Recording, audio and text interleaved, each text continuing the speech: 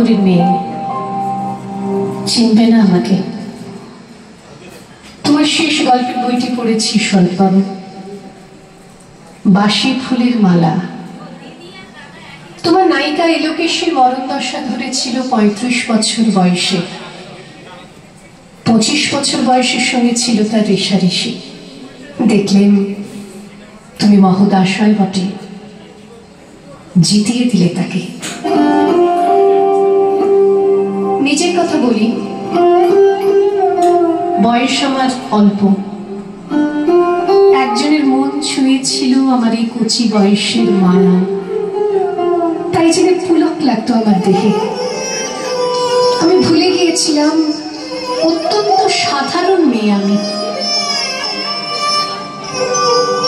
তোমাকে দোহাই দিই, একটি সাধারণ মেয়ের গল্প লেখো তুমি। বড় দুঃখ তারও স্বভাবের গভীরে অসাধারণ যদি কিছু তলিয়ে থাকে, কেমন করে প্রমাণ করবে সে? এমন কজন মেলে যারা তা ধরতে পারে?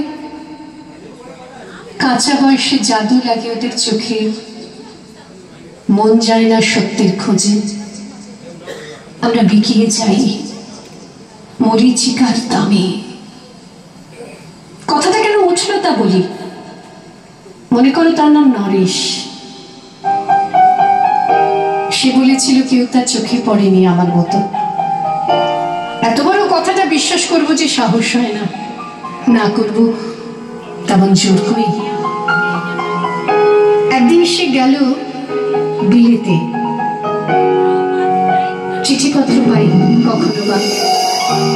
মনে মনে ভাবি রাম রাম, এত মেয়েও আছে সে দেশে, এত তাদের ঠেলাঠেলির ভিড়, আর তারা সবাইকে অসামান্য, এত বুদ্ধি, এত উজ্জ্বলতা, আর তারা সবাই মিলে আবিষ্কার করেছে কি এক নরেশ সেনকে, স্বদেশে যার পরিচয় চাপা ছিল 10-এর মধ্যে।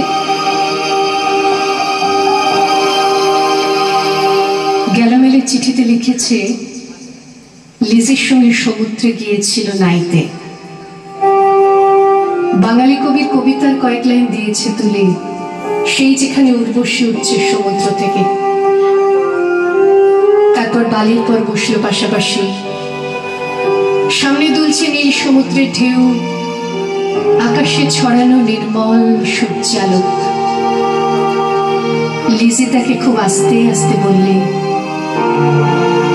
এই সেদিন তুমি এসেছো, দুদিন পরে যাবে চলে। ঝিনুকের দুটি খোলা, মাঝখানটুকু ভরা থাক এক টুকরো নিরেট অশ্রুবিন্দু দিয়ে, দুর্লভ, মূল্যহীন। কথা বলবার কি অসামান্য ভঙ্গি। সেই সঙ্গে নরেশ লিখেছে, কথাগুলো যদি বানানো হয় দোষী, কিন্তু চমৎকার। হিরে বসানো সোনার ফুল কি সত্য? তবুও কি সত্য নয়? বুঝতেই পারছো, একটা তুলনার সংকেত ওর চিঠিতে একটা কাঁটার মতো আমার বুকের কাছে বিঁধিয়ে দিয়ে জানায়, আমি অত্যন্ত সাধারণ মেয়ে, মূল্যবানকে পুরো মূল্য চুকিয়ে দিই এমন ধন নেই আমার হাতে। ওগো, না হয় তাই হলো, না হয় ঋণী রইলেন চিরজীবন।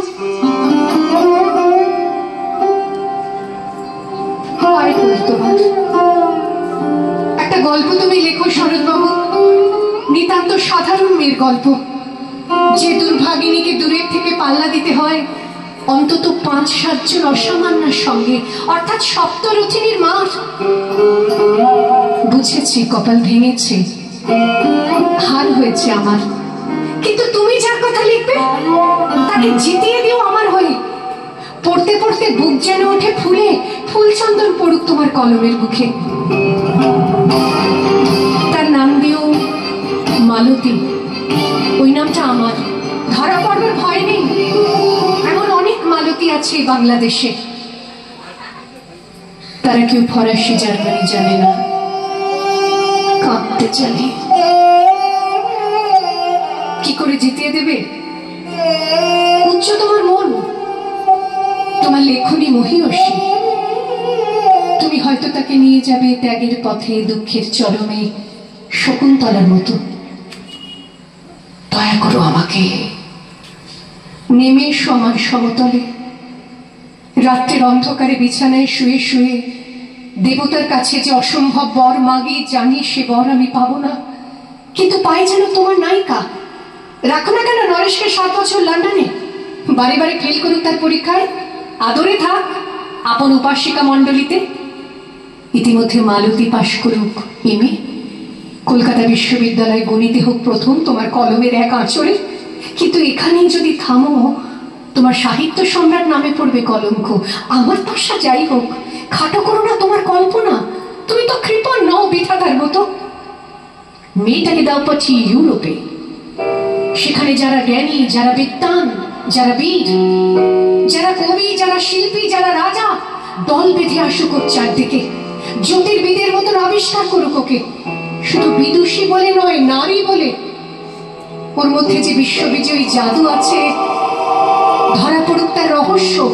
মূঢ়ের দেশে নয়, যে দেশে আছে শিল্পী, আছে দরদি, আছে ইংরেজ, জার্মান, ফরাসি।